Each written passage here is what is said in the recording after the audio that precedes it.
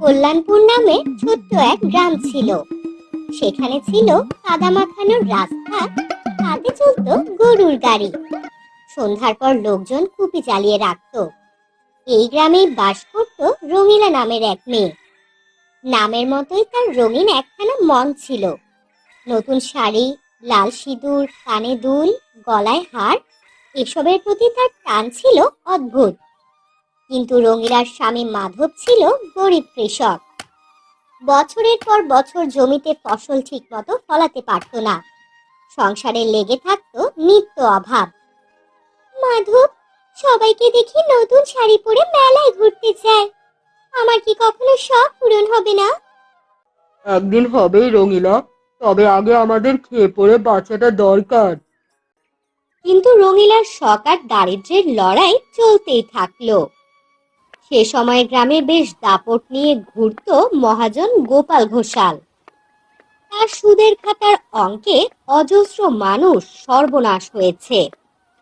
একদিন অভাবের তাড়নায় বাধ্য হয়ে মাধব তার কাছ থেকে টাকা ধার নিল।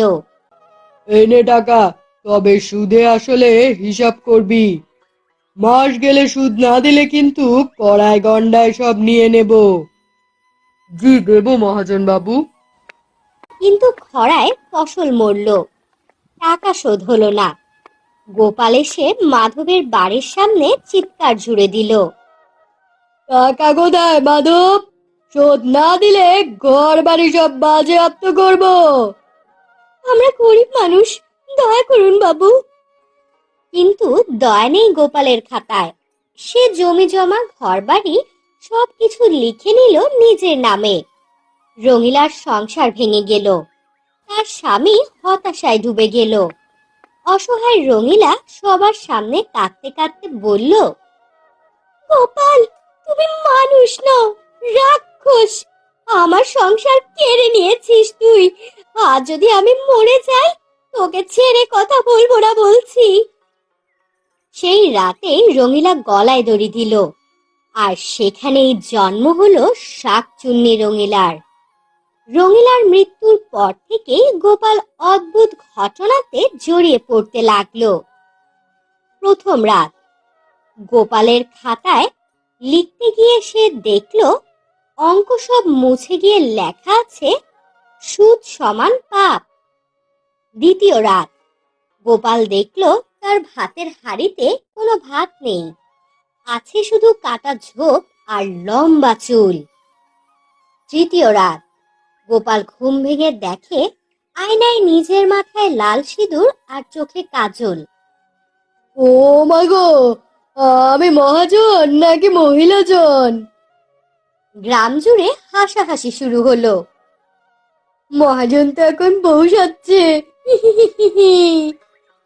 রঙিলা শুধু ভয় দেখাতো না, মাঝে মাঝে এমন মজার কাণ্ড করত যে গ্রামবাসী বেশ মজা পেত।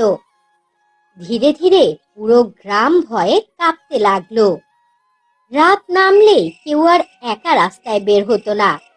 সবাই বলতো রঙিলা বৌদি ফিরে এসেছে, মহাজনের সর্বনাশ করবে।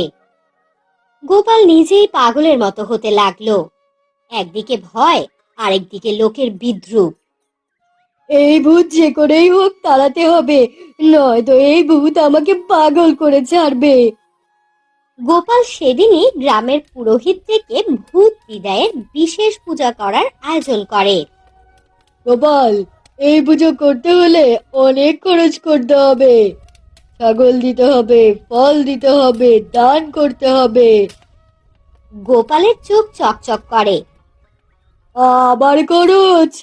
ভূত তাড়াতেই যদি এত খরচ হয়? কিন্তু ভয় এত বেশি যে অবশেষে সে পুজোর আয়োজন করে ফেললো। পুজোর আসরে সবাই জড়ো হলো। ধূপ ধুনো মন্ত্র ঘন্টা বাজছে। গোপাল কাপা হাতে বসে আছে। হঠাৎ প্রবল ঝড় বৃষ্টি সৃষ্টি হলো। বাতাসে মশাল নিভে গেল। তখনই শোনা গেল রঙিলার ভয়ঙ্কর গলা। এই গোপাল, আমাকে তাড়াতে চাস? পূজার খরচ তুই শোধ করতে পারবি তো? নইলে আমি আবার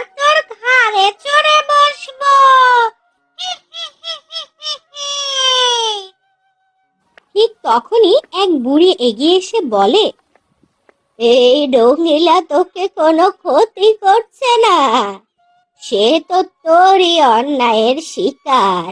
জমি ঘর সব কেড়ে নিয়েছিস, তার আত্মা শান্তি পাবে কি করে? গ্রামবাসী একে একে রঙিলার পাশে দাঁড়ায়। রঙিলা আমাদের কারো কোনো ক্ষতি করেনি, বরং তোকে শিক্ষা দিচ্ছে মহাজন। গোপালের মাথা নিচু হয়ে যায়। পুজোর ধোয়া আর বাতাসের ঘূর্ণিতে রঙিলার অবয়ব ভেসে ওঠে। আমি প্রতিশোধ চাই না, চাই শুধু ন্যায়।